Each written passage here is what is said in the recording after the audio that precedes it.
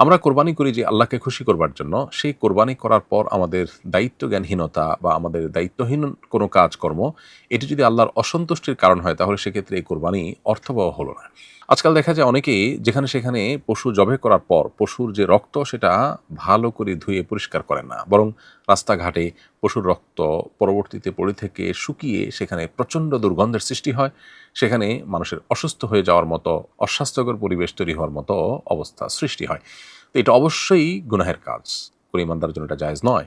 যেখানে রাস্তায় কষ্টদায়ক কিছু কেউ ফেলে রাখলে, এমন কিছু যদি ফেলে রাখে যা মানুষের কষ্টের কারণ হয়, অসুবিধার কারণ হয়, সেটা তুলে ফেলাটা ইমানের অঙ্গ, হাদিসে সুনির্দিষ্ট করে বলা হয়েছে।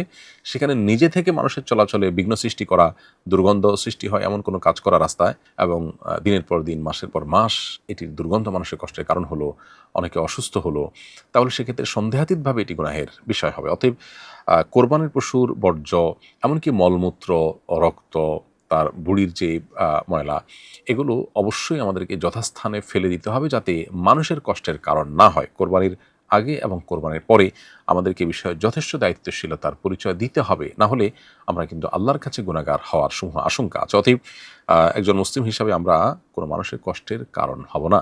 নবী করিম সাল্লাল্লাহু আলাইহি ওয়াসাল্লাম বলেছেন, আল মুসলিম মান সালিম আল মুসলিমুনা মিন লিসানিহি ওয়া ইয়াদিহি, যে মুসলমানের হাত এবং মুখ দ্বারা অন্য মুসলমান নিরাপদে থাকে, কারো কষ্টের কারণ না হয়, তিনি হলেন সত্যিকারের মুসলমান। অতএব আমাদের কোরবানির পশুর বর্জ্য, সেটা জবের আগে মলমূত্র হোক আর জবের পরে রক্ত বা অন্যান্য বর্জ্য হোক, এগুলোকে পরিষ্কার করা, যথাস্থানে ফেলা, এটি আমাদের নৈতিক এবং দ্বীনি দায়িত্ব, ইমানি দায়িত্ব। আমরা সেই দায়িত্বটাকে যথাযথভাবে পালন করার চেষ্টা করব, না হলে এই কোরবানি আমাদের অর্থহীন হতে পারে, বরং গুনাহের কারণও হতে পারে।